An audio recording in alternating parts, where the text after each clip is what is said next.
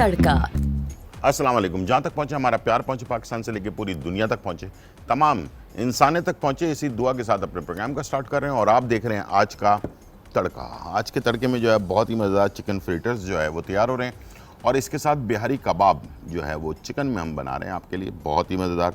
इसलिए कि बहुत सारे लोग बीफ पसंद नहीं करते हैं, तो हमने सोचा कि बीफ में भी बना सकते हैं, चिकन में भी बना सकते हैं। दोनों ऑप्शंस आपके पास मौजूद हैं, और इंशाल्लाह मुझे उम्मीद है कि ये रेसिपीज़ आपको बहुत पसंद आएगी। ठीक है जी, तो दोनों रेसिपीज़ भी आपके साथ शेयर करेंगे। और हमारे साथ एडवोकेट लियाकत साहब जो हैं मौजूद हैं। अस्सलाम वालेकुम। वालेकुम सलाम। कैसे हैं आप? खैरियत से? अल्हम्दुलिल्लाह बिल्कुल मैं ठीक हूं। अच्छा जी, तो लियाकत साहब को हम बुलाने का मकसद ये था कि बहुत सारी ऐसी प्रॉब्लम्स होती हैं जो हमारे ज़िंदगी में, आम ज़िंदगी में प्रॉब्लम्स क्रिएट होती रहती हैं, और उसके बाद जो है ना ये आगे बढ़कर बहुत सारे मसले मसाइल जो है ना जन्म देती हैं।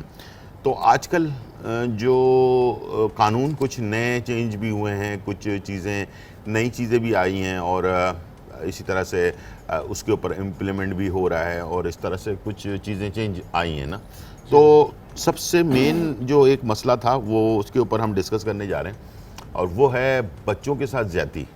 ठीक है, इसके ऊपर कानून बना, दोबारा से उसके ऊपर इम्प्लीमेंट भी हुआ नया उसके ऊपर, तो लेकिन अभी मैं देख रहा हूँ कि उसके ऊपर इतना ज़्यादा काम अभी हो नहीं रहा। क्या वजह है इसकी? यानी कि इसके ऊपर सही तरीके से जो इसको कहते हैं ना कि बस पक्का एक वो बन जाना चाहिए कि यार। अच्छा, इसमें एक और सवाल भी ऐड कर दूंगा, जैसे कि रजामंदी हो जाती है। जैसे अभी एक बहुत बड़ा वाक़या था कत्ल का, ठीक है, उसके ऊपर आपने देखा होगा कि वो रजामंदी हो गई, और इसमें भी क्या चांसेस हैं कि रजामंदी के, या नहीं है?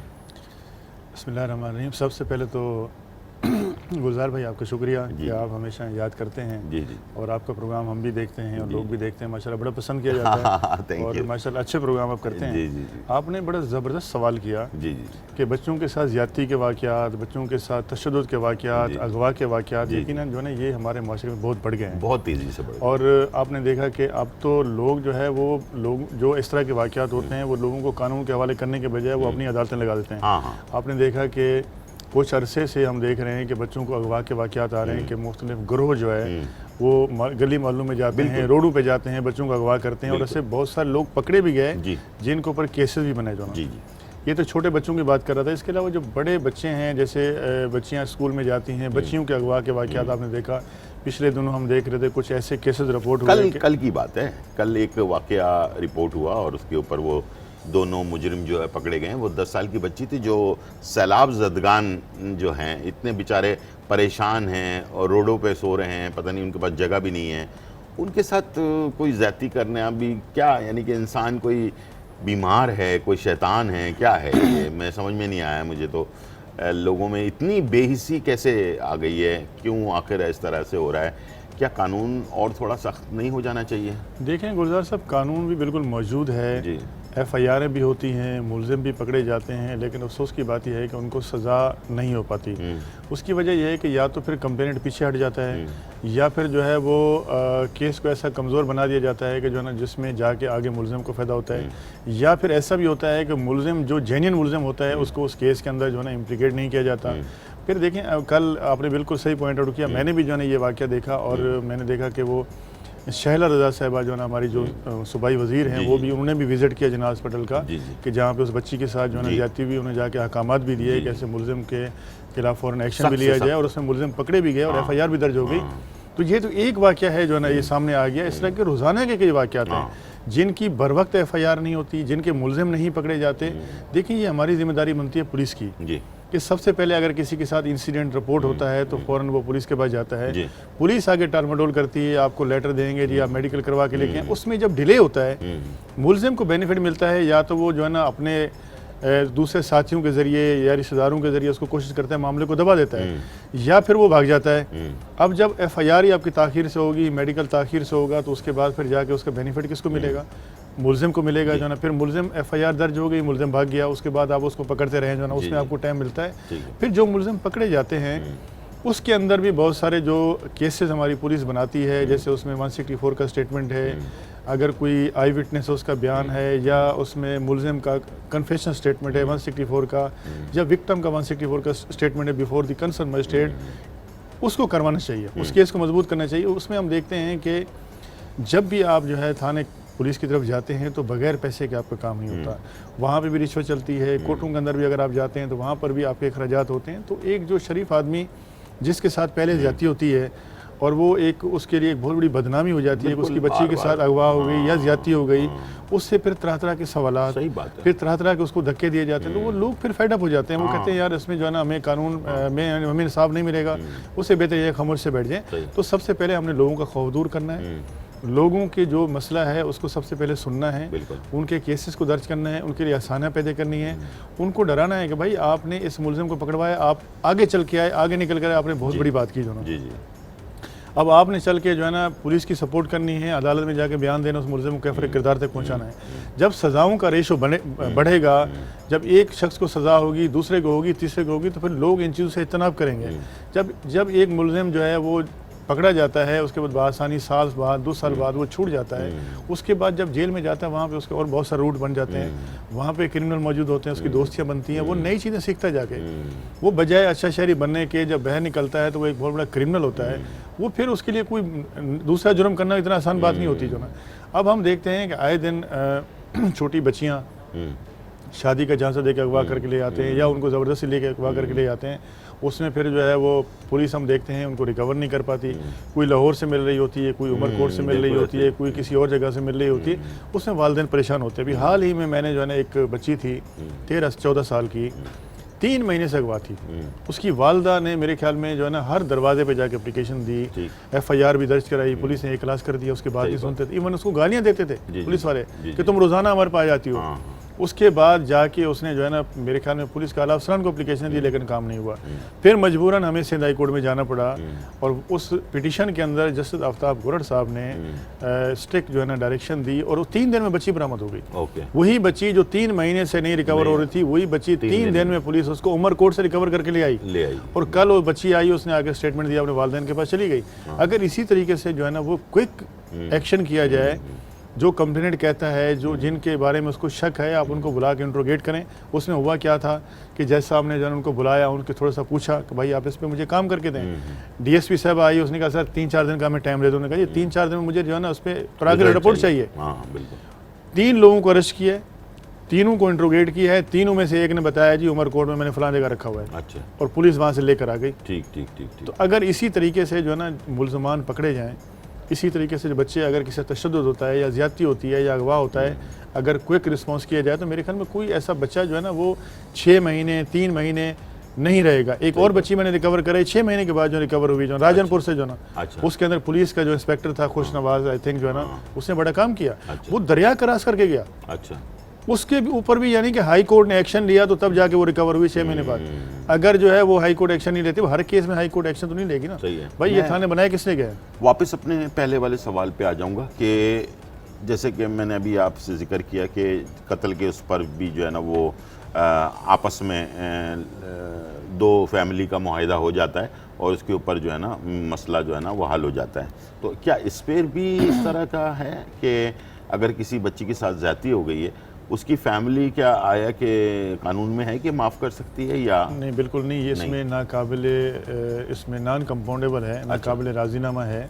इस तरह के जो वाक़यात, जो ज़्यादती के वाक़यात होते हैं जिसमें जो है ना वो बच्चों के साथ ज़्यादती की जाती है, उसके ऊपर कोई कंप्रोमाइज़ नहीं है। कानून में उसकी कोई गुंजाइश नहीं है जो है ना, ऐसा कोई कंप्रोमाइज़ नहीं होता उसमें जो है ना। हाँ, उसमें एक सूरत हो सकती है कि जब ये होता है कि पार्टी जब बन जाती हैं, जब एक शख्स जो है जिससे ज़्यादती हुई है, अगर वो अदालत के अंदर मुलजिम को शनाख्त नहीं करेगा या गवाह उसको नहीं पहचानेगा या आके उसका बयान उसके खिलाफ नहीं देगा, तो उस सूरत में फिर कोर्ट मजबूर हो जाती है। सही। उस सूरत में है कि आउटसाइड दी कोर्ट होने की सूरत में अदम सबूत की बुनियाद पे अपना केस कोर्ट जो है वो छोड़ देती है। बाज़ औक़ात ऐसा होता लेकिन है, ये मुआहिदा नहीं हो सकता। नहीं, ऐसा नहीं हो सकता। ऐसा होता है कि बहुत सारी पार्टीज ऐसी होती हैं जो आउटसाइड दी कोर्ट जो है ना उससे पैचअप कर लेती हैं, कोर्ट में जाके मुकर जाते हैं, या वो एविडेंस नहीं देते या जो है ना वो भाग जाते हैं, घर छोड़ देते हैं। उस सूरत में क्या करेगी कोर्ट? सही बात है, कोर्ट क्या तो मुल्ज़िम मजबूरन छोड़ना पड़ेगा जो है उसको। लियाकत साहब हमारे साथ मौजूद हैं और बहुत सारे और ऐसे सवालात हैं जो मैंने इनसे करने हैं, लेकिन एक और बात बता दूं कि लियाकत साहब जो हैं वैसे भी फलाह व बहबूद का भी काम करते हैं, तो अगर आप इनसे कोई मशवरा लेना चाहते हैं तो आप इनसे रब्ता भी कर सकते हैं। छोटा सा ब्रेक और फिर वापस आते हैं।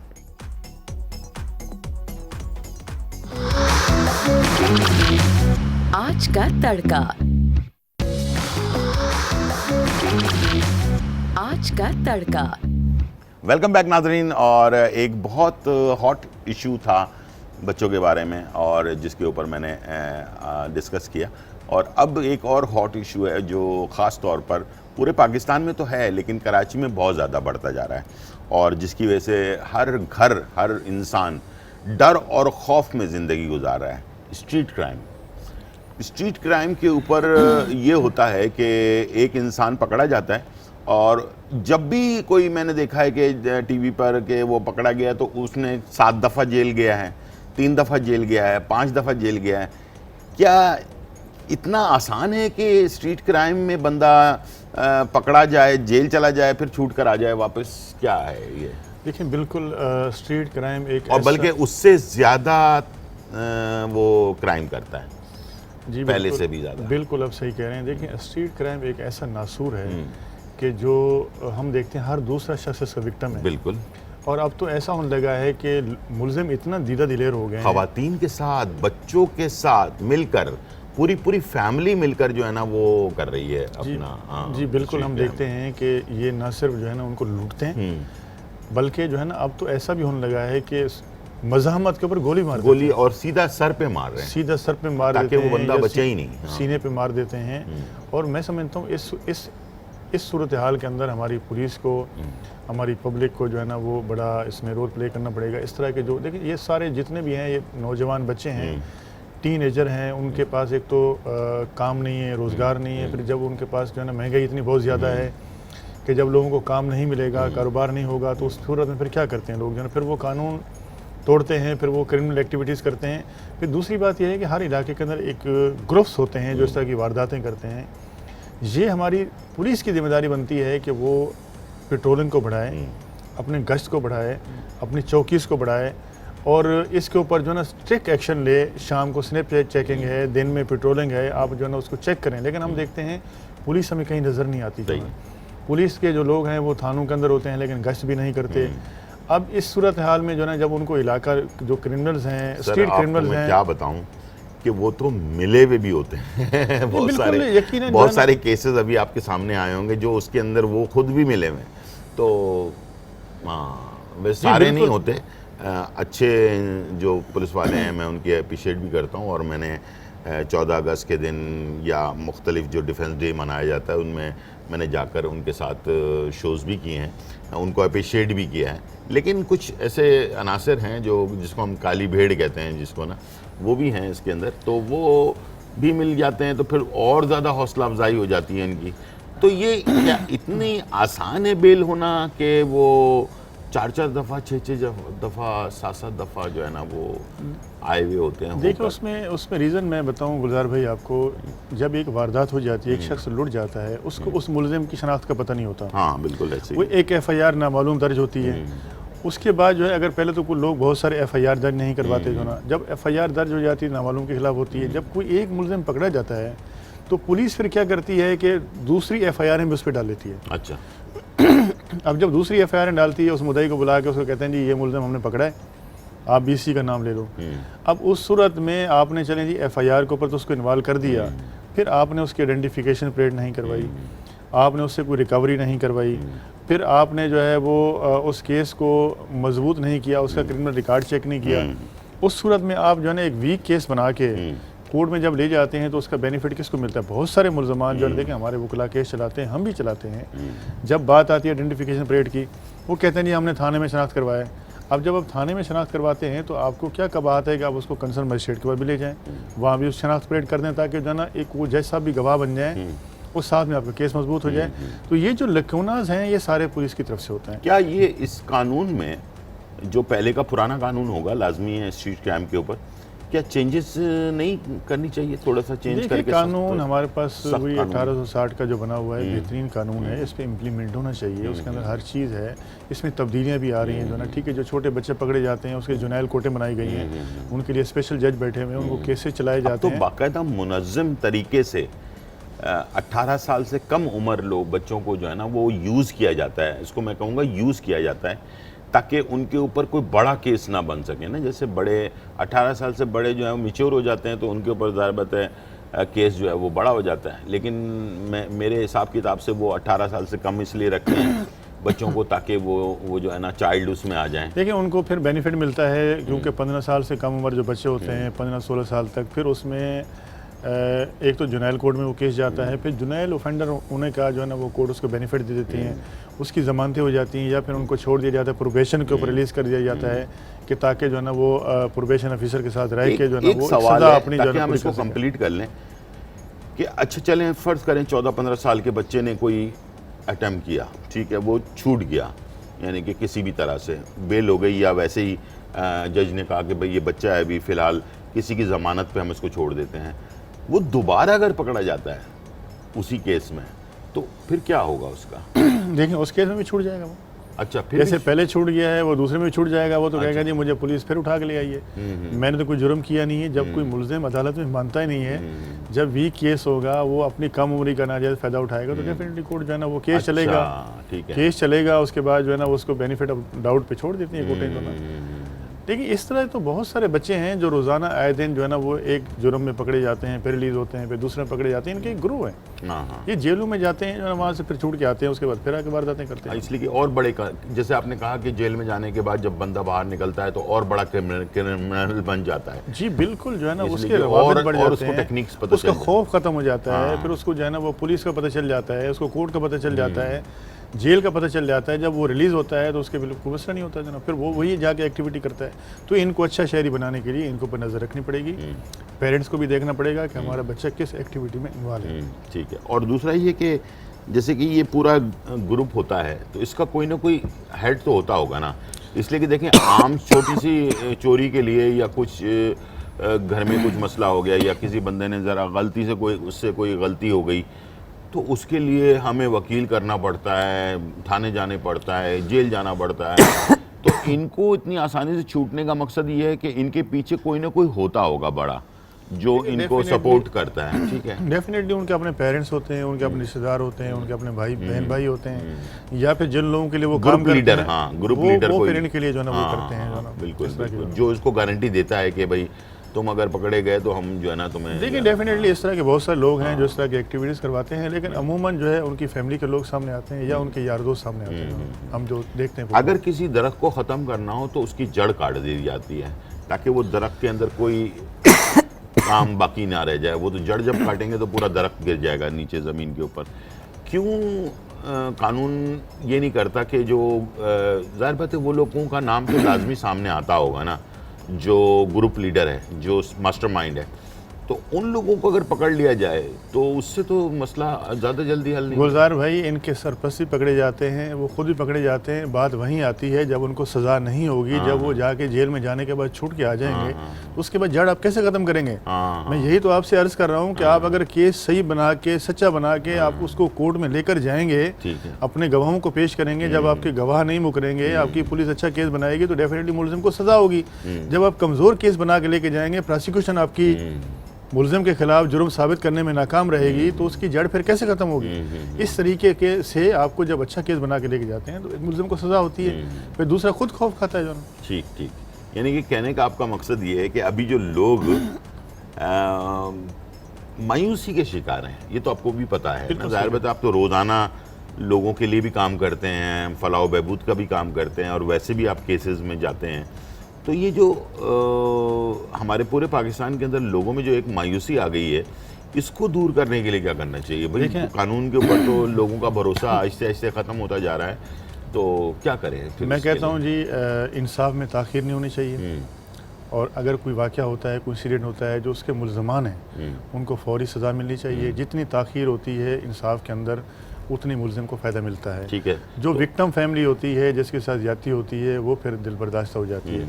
तो मेरे ख्याल में हमारे जो अदालती निज़ाम है उसमें चेंजिंग लानी चाहिए, जजेस की तादाद को बढ़ाना चाहिए, प्रोसिक्यूशन के बाद वो करे कदम उठाए या जो रियासत है वो इसके ऊपर काम करे? ये सारी बात रियासत की है कि रियासत की जिम्मेदारी बनती है कानून बनाना, उसके बाद जुडिशरी को मजबूत करना, उसको फैसिलिटेट करना और लोगों को इंसाफ फराहम करना।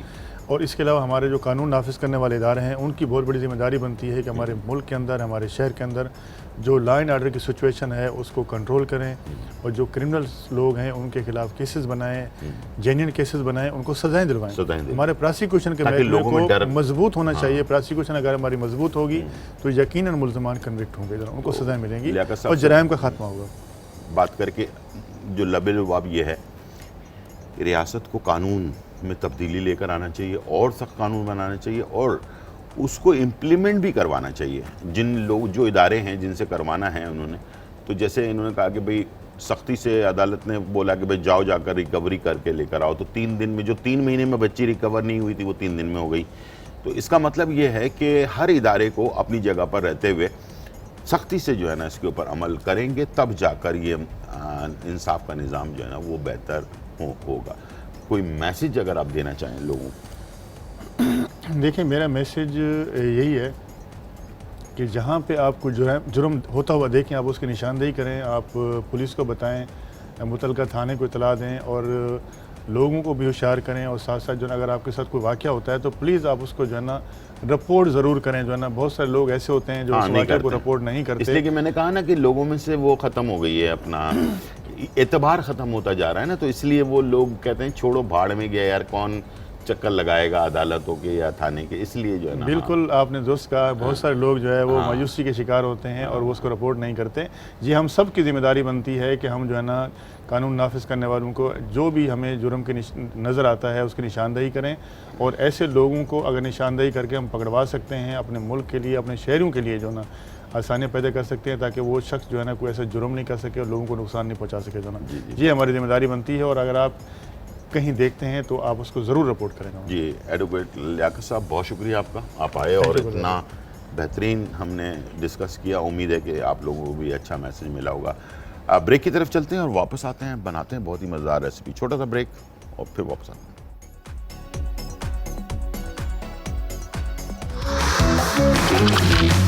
आज का तड़का। आज का तड़का। वेलकम बैक नाज़रीन, और यहाँ जो है बहुत ही मज़ेदार रेसिपी जो है वो तैयार होने जा रही है। हम आपके लिए चिकन फ्रिटर्स बना रहे हैं। ये जो है रेसिपी लंच बॉक्स में या घर पे छोटी मोटी पार्टी हो उसके अंदर आप इसको सर्व कर सकते हैं, ठीक है। और साथ में आज हम आपके लिए बिहारी कबाब भी बनाएंगे, वो भी आप जो है ना लंच बॉक्स में या जो घर में छोटी मोटी हम पार्टी करते हैं उसके अंदर भी आप सर्व कर सकते हैं। फ्रीटर बनाने के लिए ये मेरे पास चिकन है, ठीक है। चिकन के अंदर मैरिनेशन क्या क्या चीज़ें हैं गौर से देख लीजिएगा। ऑरिगानो है आधा चाय का चम्मच, वाइट पेपर यानी कि सफ़ेद मिर्च आधा चाय का चम्मच, काली मिर्च आधा चाय का चम्मच, रोज़मेरी आधा चाय का चम्मच, गार्लिक पेस्ट 1 चाय का चम्मच, सोया सॉस 1 खाने का चम्मच, कुटी हुई लाल मिर्च 1 चाय का चम्मच, थोड़ा सा सिरका और 1 चुटकी नमक। इसलिए कि जो सोया सॉस होता है ना तो उसके अंदर नमक होता है, तो बहुत ज़्यादा नमक ऐड करने की ज़रूरत नहीं है। और इसको आपने सारा मैरिनेट करके और इसे आप तकरीबन 1 घंटे के लिए अगर छोड़ दें तो सबसे अच्छा इसका जो है ना रिज़ल्ट आएगा। लेकिन ज़ाहिर बात है टाइम हमारे पास भी कम होता है तो हम इसे 1 घंटे के लिए तो छोड़ नहीं सकते, तो जल्दी इसको हमें बनाना पड़ेगा टाइम के हिसाब से, ठीक है। अच्छा, यही चीज़ जो हम बना रहे हैं इसके अंदर हमने जो चिकन है उसके इस तरह से फिले बना के रखे हुए हैं, ठीक है, ताकि ये हम किसी भी पास्ता के ऊपर, सैलेड के ऊपर, ये राइस के ऊपर, यानी किसी भी चीज़ के ऊपर आप डालकर और थोड़ा सॉस, मैं आइडिया आपको दे रहा हूँ, थोड़ा सा सॉस ऊपर डाल दिया और ये आपने सर्व कर दिया। अच्छा, अब लंच बॉक्स में ज़ाहिर बात है सिर्फ चिकन है, लेकिन कोई कार्बोहाइड्रेट वाली चीज़ नहीं है, तो पेट कैसे भरेगा। तो ये बनाने के बाद आप इसे बर्गर में, जो लंबा वाला बर्गर होता है उसमें या गोल वाले बर्गर के अंदर थोड़ा सा केचप वगैरह, मायोनीज वगैरह डालकर और उसके अंदर ये आपने ऐड कर दिया, तो ये आपका एक बेहतरीन सा खाना जिसको कहते हैं हम अपने घर का बना हुआ खाना आपको मिल जाएगा। ठीक है, तो ये इस तरह से आप आसानी के साथ इसे बना सकते हैं। अब ये जब मैरिनेशन हो जाए उसके बाद आपने इसको अंडे में डिप कर देना है। ठीक है, एक एक पीस करके अंडे में डिप कर दिया आपने, और यहाँ पर मेरे पास है ब्रेड क्रम्ब। अच्छा, बहुत ज़्यादा लिक्विड ही नहीं करना है इसे। ठीक है, ये देखें इस तरह से अंडे में हमने इसको डिप कर लिया, और इसके बाद इसे हमने ब्रेड क्रम्ब पर इस तरह से थोड़े थोड़े पीसेस लेना है और ब्रेड क्रम्ब के ऊपर लगाते जाना है। ठीक है, बहुत सारे पीसेस इकट्ठे नहीं डालने, ताकि फिर वो क्या होगा कि ब्रेड क्रम्ब लगेगा नहीं इसके ऊपर। ठीक है, तो इस तरह से आपने डाला और थोड़ा सा इसको ना ऐसे कर लें, ये देखें, तो इससे क्या होगा कि आपके हाथ पर ये नहीं लगेगा। ठीक है, थोड़ा सा पुश करें, दबा दें। ठीक है, उसके बाद आपने इसको फ्राई करने के लिए डाल देना। थोड़े थोड़े करके डालें ताकि ऑयल में जगह भी हो और फ्राई भी अच्छी तरह से हो, क्रिस्पी। ठीक है, बहुत सारा डालेंगे, ऑयल का टेम्परेचर नीचे आ जाएगा और ये सारी मेहनत आपकी जो है ना ज़ाया हो जाएगी, और ये जो पीसेस हैं वो फ्राई भी अच्छी तरह से नहीं होंगे। 1 मिनट से 2 मिनट के अंदर अंदर आपने इसे फ्राई करके निकाल लेना है, इससे ज़्यादा नहीं, इसलिए कि बहुत बारीक पतले पीसेस हैं, तो इससे ज़्यादा आप फ्राई करेंगे तो ये कड़क हो तो जाएंगे, लेकिन अंदर से बहुत ज़्यादा कड़क यानी कि क्रिस्पी हो जाएंगे बहुत ज़्यादा, तो उससे क्या होगा कि अंदर से ज़्यादा जूसी नहीं रहेंगे। ठीक है, वैसे तो हमें ये क्रिस्पी चाहिए, लेकिन अंदर से सॉफ्ट हो, ऊपर से क्रिस्पी हो। ठीक है जी, तो इस तरह से आपने इसको तैयार करना है। चलें जी, बस ये 1 आध मिनट में अच्छा सा ये फ्राई हो गया, और ये मैं इसको टिश्यू पर ये देखिए निकाल लूँ। ओवर कलर नहीं होना चाहिए, ब्राउन होना चाहिए, लेकिन बहुत ज़्यादा ओवर नहीं, और क्रिस्पी बिल्कुल। ठीक है, इस तरह से आपने इसको तैयार करना है। चलें जी, अब मैं थोड़े से पीसेस और डालूँगा इसमें। अच्छा, यही चीज़ आप फ़िश में, प्राउंस में भी बना सकते हैं। ठीक है, बहुत अच्छे बनते हैं, ये क्रिस्पी भी बनते हैं। ठीक है,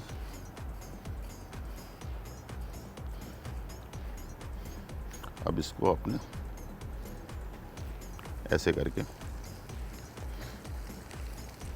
देखिए, कभी भी काम ये फ्राई अपना कुकिंग में कभी जान छुड़ाने वाला काम मत कीजिएगा, कभी भी आपका खाना अच्छा नहीं बनेगा। ठीक है, हमेशा ऐसी टेक्निक इस्तेमाल करें जिससे आपका खाना, जिसके लिए आप इतनी मेहनत कर रहे हैं, वो चीज़ आपकी अच्छी बने।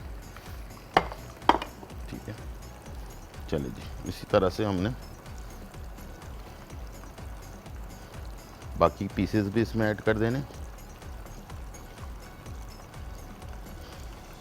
और ये वैसे जिन लोगों को सी फूड पसंद है, अभी वैसे भी मौसम चेंज हो रहा है, और आपको पता ही है कि हम अब गर्मी से सर्दी की तरफ जा रहे हैं, तो सी फूड इस वक्त बहुत ज़्यादा लोग पसंद करते हैं। फ़िश का फ़िले बनाकर आप इसको इस्तेमाल कर सकते हैं इसके अंदर। ठीक है, और सिंपल है टेस्ट। देसी खाना तो हम देसी फ्राई, क्रिस्पी फ्राई इस्तेमाल करते ही हैं, लेकिन ये जो इंग्लिश स्टाइल का जिसके अंदर हमने सारा जो अमेज़ा डाला है वो थोड़ा सा डिफरेंट है, तो ये आपको बाहर वाला टेस्ट जो है वो आपको मिलता रहेगा इसके अंदर, और बेहतरीन आपको रिज़ल्ट भी बहुत अच्छा जो है वो इंशाल्लाह मिलेगा। ठीक है जी, तो इसको फ्राई करके और इसके साथ क्या चीज़ ऐड करना है, यानी कि सॉस वगैरह में आप इसके साथ केचप भी दे सकते हैं, मायोनेज़ भी दे सकते हैं, और इसके साथ जो है कोई थाउजेंड आइलैंड सॉस वगैरह भी ऐड कर सकते हैं। ठीक है, टाइम हो गया ब्रेक का, छोटा सा ब्रेक लेते हैं और वापस आते हैं, बनाते हैं बिहारी कबाब। छोटा सा ब्रेक, फिर वापस आते हैं।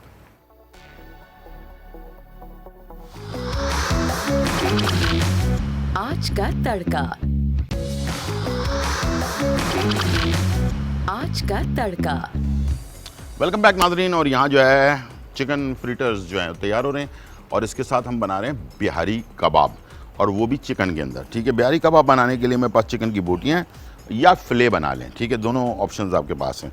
इसके अंदर हमने ब्राउन प्याज ली है, यानी कि प्याज को ब्राउन करके उसके बाद चूरा कर लिया बिल्कुल बारीक।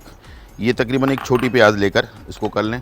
थोड़ा सा नमक ऐड कर दें, लहसुन अदरक का पेस्ट डाल लें इसमें, सरसों का तेल ये तकरीबन 2 खाने के चम्मच, अपना दही 2 खाने के चम्मच, और गरम मसाला 1 चाय का चम्मच, ज़ीरा पाउडर 1 चाय का चम्मच, हल्दी आधा चाय का चम्मच, लाल मिर्च पाउडर 1 से 1.5 चाय का चम्मच। ठीक है, इस सब चीज़ों को हमने आपस में अच्छी तरह से मिक्स करके इसको भी हमने तकरीबन 1 घंटे तक मैरिनेट होने देना है। ठीक है, उससे ये बहुत ही अच्छा इसका जो है ना वो रिज़ल्ट आपको मिलेगा। ठीक है, और यहाँ पर हमारे पास फ्रीटर्स तैयार हो चुके हैं जी। तो इसे हम टिश्यू पे निकाल लेते हैं। उसके बाद फिर ये मैंने एक डेकोरेट किया हुआ है, उसके ऊपर हम इसे डाल देंगे। ठीक है,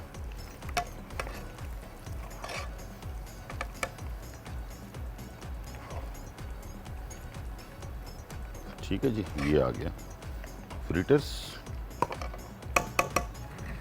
और ये इसको इस तरह से हमने डेकोरेट किया हुआ है। इसके ऊपर लेमन भी है, और लेमन थोड़ा सा छिड़क कर भी ले सकते हैं, और उसको ऐसे भी इस्तेमाल कर सकते हैं। ठीक है, अब हमने क्या करना है कि इसमें ऑयल डाल देना है, और इसको आप चाहें तो जैसे कोयले पे सेकना है ना, तो कोयले पे भी सेक सकते हैं। ठीक है, ये है बारबेक्यू स्टिक्स, इस पर मैं लगा रहा हूँ इसे, और 3 से 4 पीस एक स्टिक पर लगा देंगे और उसको फ्राई करने के लिए छोड़ देंगे। ठीक, बिल्कुल दरमियानी आंच पे फ्राई करेंगे इसे, ताकि ये जो है इसका फ्लेवर अच्छा रहे और पक भी जाए। ठीक है,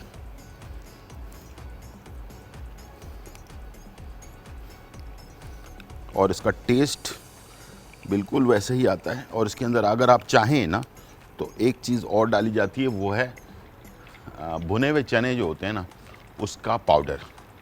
जो चने ठेलों पे मिलते हैं, हम जो चने खाते हैं भुने हुए, उसका अगर पाउडर 2 खाने के चम्मच डालें तो बिहारी कबाब में और अच्छा टेस्ट जो है ना आ जाता है। आइडिया मैंने आपको दे दिया है। आप वो बीफ में बना रहे हो, मटन में बना रहे हो, या चिकन में बना रहे हो, किसी भी चीज़ में बना रहे हो, तो अगर आप ये ऐड करेंगे तो उससे भी फ्लेवर इसका डिफरेंट हो जाता है।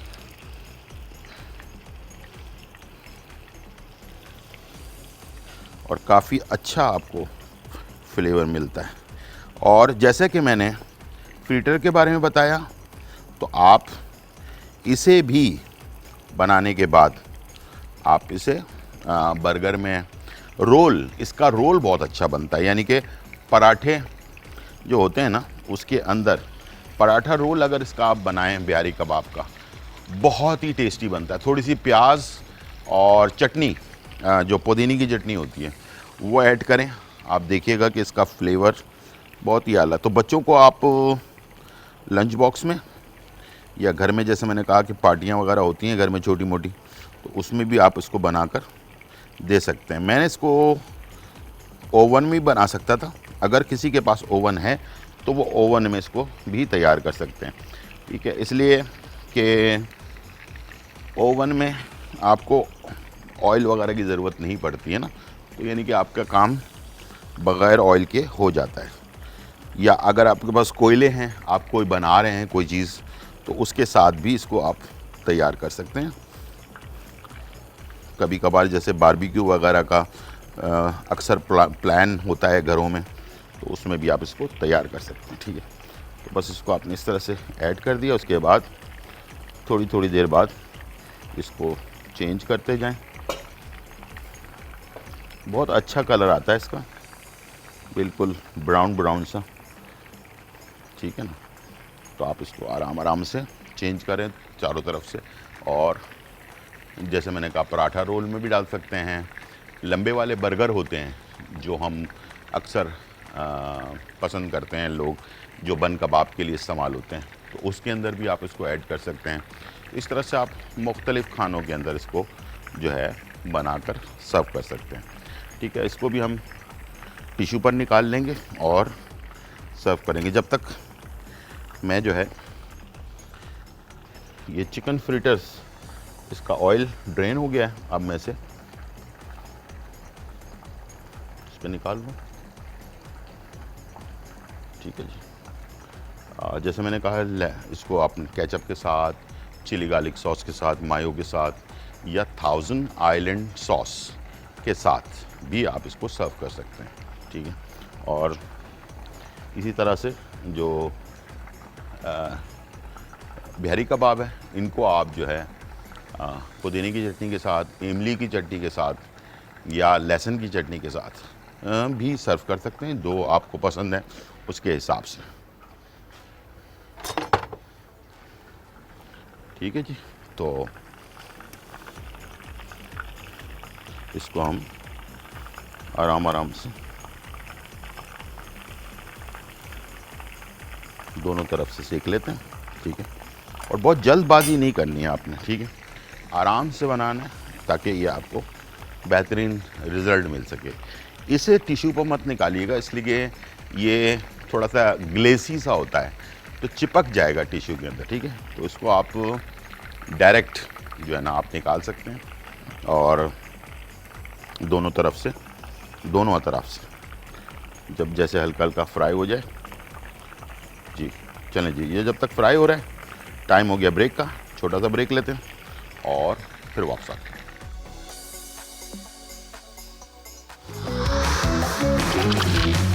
आज का तड़का। आज का तड़का।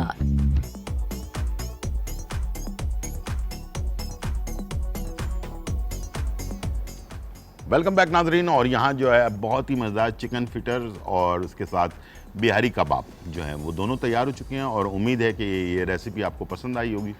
और बनते हुए भी देख लिया आपने, इसके बारे में मैंने समझा भी दिया, तो उम्मीद है इसको आप मुख्तलिफ़ तरीक़ों पे इस्तेमाल करेंगे। इसको पराठे में भी डाल सकते हैं, इसको आप बर्गर में डाल सकते हैं, इसको आप वैसे ही सादा जो है लंच बॉक्स में डालकर बच्चों को दे सकते हैं। घर पे पार्टी हो रही है उसमें आप इसको इस्तेमाल कर सकते हैं। यानी कि इसके बहुत सारे ऑप्शंस हैं। इंशाल्लाह मुझे उम्मीद है कि वो सारे ऑप्शंस जो है वो अप्लाई करेंगे आप, और मज़े के खाने से एंजॉय करेंगे। तो ये रेसिपी हमारी जो है बहुत ही ज़बरदस्त आप लोगों के लिए मैंने तैयार की है, और उम्मीद है कि आज का प्रोग्राम भी आपको पसंद आया होगा। अगर कोई चीज़ आपसे बाकी रह गई है, मिस हो गई है, तो वो आप जो है दोबारा रिपीट भी देख सकते हैं। हमारा प्रोग्राम आज रात 1 बजे रिपीट होता है, कल सुबह 10 बजे भी रिपीट होता है, 2 टाइम रिपीट भी होता है, तो उसमें भी आप देख सकते हैं। लेकिन मैं चाहूँगा कि लाइव शो में जो बातें, जो रेमेडीज़ आपको बताई जाती हैं, जो चीज़ों के बारे में बताया जाता है, उसको अगर रिकॉर्ड कर लें आप, तो आपका भी फ़ायदा है और आप फिर आगे लोगों को बता भी सकते हैं।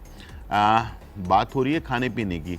आजकल के मौसम में जब हम गर्मी से सर्दी या सर्दी से गर्मी की तरफ जाते हैं, तो बहुत सारे वायरस जो है वो फैल चुके होते हैं, वायरल इन्फेक्शन वगैरह होता है। तो ख़ास तौर पर इस वक्त सबसे ज़्यादा मैदे की प्रॉब्लम हो रही है, और इसके साथ बुखार, जिस्म में दर्द, इस टाइप की चीज़ें बहुत ज़्यादा होती जा रही हैं।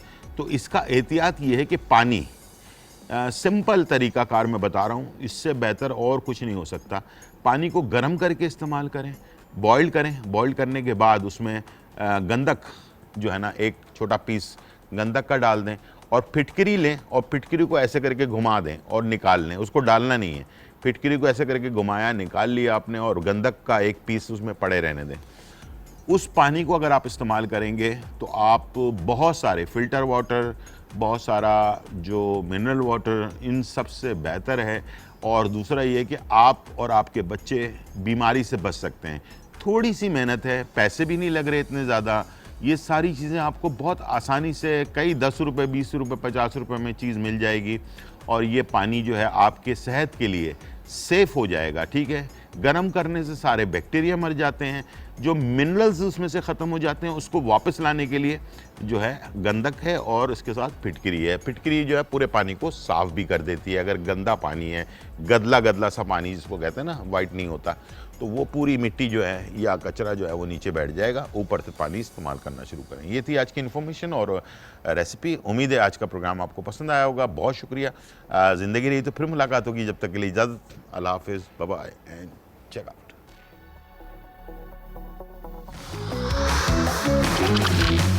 आज का तड़का।